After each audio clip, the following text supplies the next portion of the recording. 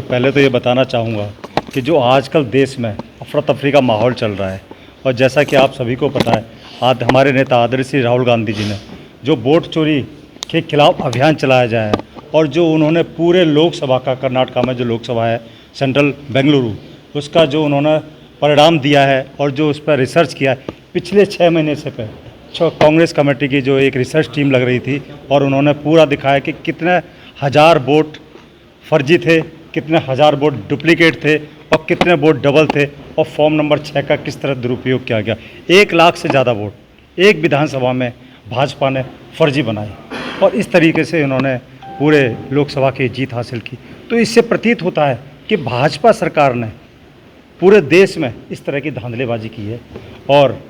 हम सभी लोगों का मानना है, हम लोग इसके लिए गली गली, ढाड़ी ढाड़ी, शहर शहर में हम लोग इसके लिए जा रहे हैं और जन जागरण करने जा रहे हैं। जनता को बता रहे हैं कि आपका वोट चोरी हो रहा है, आप अपने वोट को बचाइए। पता नहीं, हो सकता है मेरा या आपका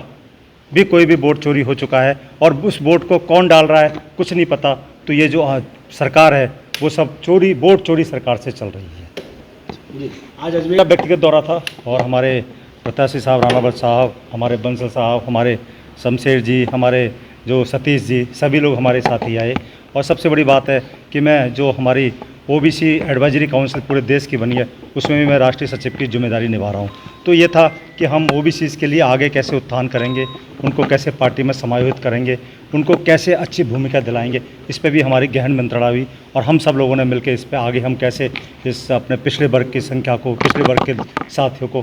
राजनीतिक और सामाजिक कैसे भागीदारी दिलाएंगे, इस पर भी हमने गहन चर्चा की। अच्छा बघेल को आवाज़ उठा रहे हैं। आपने देखा होगा कि हमारा अभी पिछले 2 दिन पहले हमारा हर ज़िले में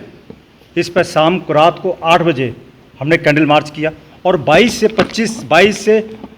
3 तारीख के बीच में हम लोग पूरे देश में विशाल सम्मेलन करने जा रहे हैं। तो हम ये जनता को समझाएंगे, चाहे वो विशाल जनसभा हो, चाहे वो गली गली में हो, चाहे वो कैंडल मार्च हो, चाहे गली गली में घूमना हो हमें, कि कैसे आपके और हमारे वोट की चोरी हो रही है। तो इस पर बात नेशनल लेवल की नहीं है, बात राष्ट्रीय लेवल की, जिला लेवल और ब्लॉक लेवल और हम मंडल लेवल, गांव-गांव तक जा रहे हैं। बघेल जी आज हमारे अजमेर के अंदर आए हैं। ये ओबीसी प्रकोष्ठ के राष्ट्रीय सचिव हैं। इनके आने पर इनका स्वागत भी किया गया है और ये जो दिशा निर्देश लेके आए हैं कि ओबीसी को कैसे मजबूत किया जाए, जो राहुल गांधी जी ने मांग की थी कि जातिगत जो जनगणना, उस जातिगत जनगणना को मूर्त रूप प्रदान किया जाए। जबकि आपने देखा कि भारत के प्रधानमंत्री नरेंद्र मोदी जी ने जो अपना टाइम शेड्यूल दिया है,